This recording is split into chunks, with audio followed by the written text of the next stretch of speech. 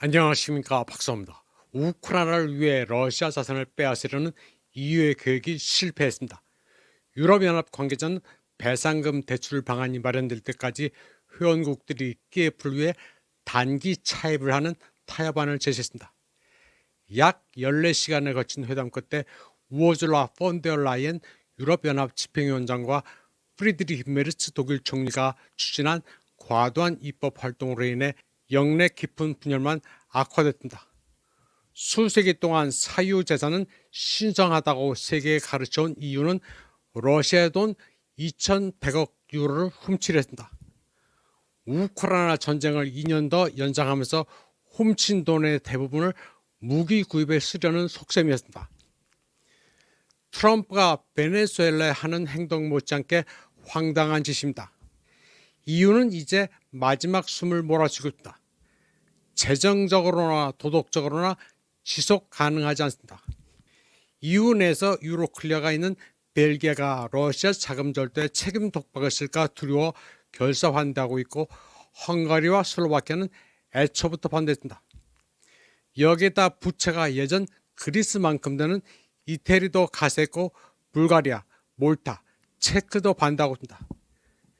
벨기에, 헝가리, 슬로바키아, 이태리, 불가리아, 몰타, 체크 등 공식 반대 국가가 7개입니다. 한간에서는 이를 쿠로사와 아키라 감독의 영화 시린의 사무라이에 빗대기도 합니다. 그런데 이뿐이 아닙니다. 프랑스까지도 어느 정도는 설득해야 합니다.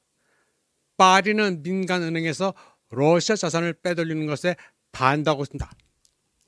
거기다 오스트리아도 땅속에 묻히기를 거부하고 있습니다. 의회가 정부의 자금 유용한 참여안을 부결시켰습니다.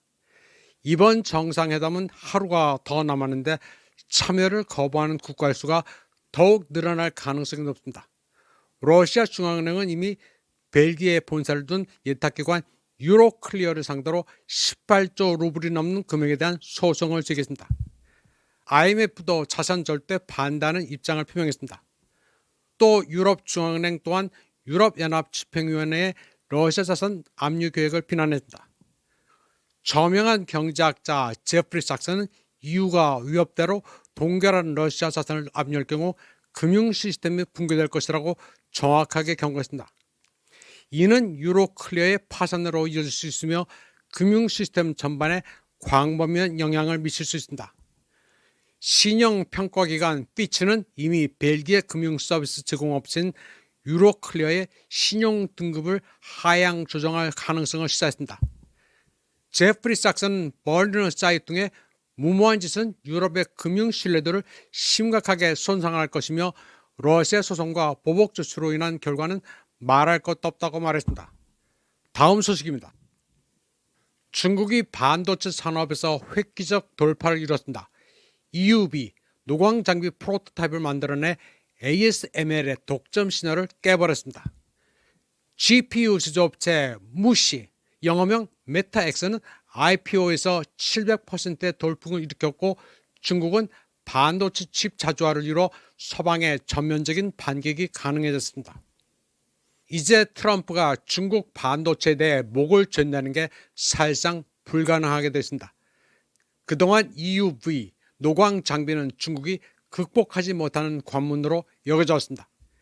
미국이 중국에 대해 고사양 반도체 수출 금지를 한다, 뭐 한다 계속 그래왔는데 중국은 곧바로 EUV를 개발해 정면 돌파를 해버렸습니다.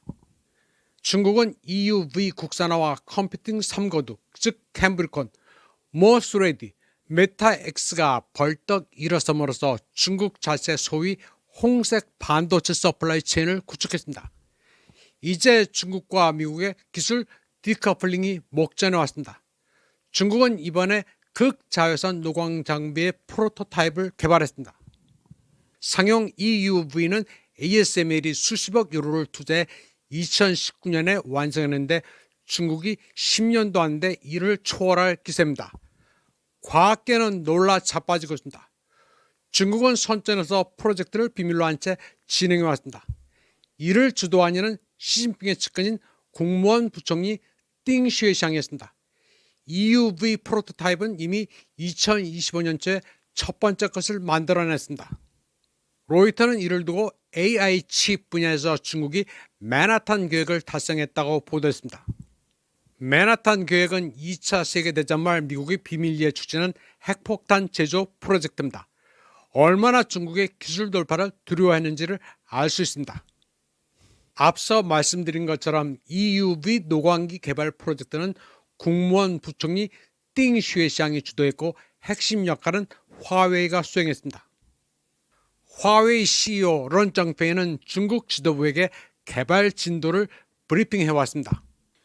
전국에 산재되어 있는 수천 명의 화웨이 엔지니어를 동원했습니다. 민감한 기술 분야의 인력은 귀가도 못하게 한 채 휴대전화도 사용하지 못하게 하는 등 극도의 보안을 유지했습니다. 엔지니어들도 서로 한 군데 모이지 못해 극소수의 인원만이 프로젝트의 전모를 알 수 있었습니다. 중국은 ASML의 기술을 빼내 자체 EUV를 개발하기 위해 사력을 다했습니다. ASML의 중국계 엔지니어 인력 사냥은 2020년부터 시작됐습니다. 두둑한 스카우트 비용을 약속받고 ASML을 떠난 중국계 엔지니어들은 신분을 숨기기 위해 가명을 사용했습니다. 특히 ASML에 몸담았다 귀국한 린난이란 광학 엔지니어의 활약은 두드러졌습니다. 그는 중국과학원 상하이 광학정밀기계 연구소 연구원으로 있으면서 8개에 달하는 EUV 관련 특허를 냈습니다. ASML의 CEO 피터 벤닉은 넋 놓고 있다가 깜짝 놀랐습니다. 중국이 EUV 기술을 개발하려면 수년은 더 걸릴 것으로 당초 예측했기 때문입니다. 외부에서는 중국이 2028년이나 돼야 EUV 프로토타입을 처음 만들고 2030년이 돼야 양산에 들어갈 것으로 내다봤습니다. 그런데 벌써 2025년 초에 프로토타입을 처음 만든 데 이어 또다시 프로토타입을 만들자 서방은 그 미친 속도에 경악하고 있습니다. 이번 방송은 여기까지 하겠습니다. 시청해주신 여러분 감사합니다.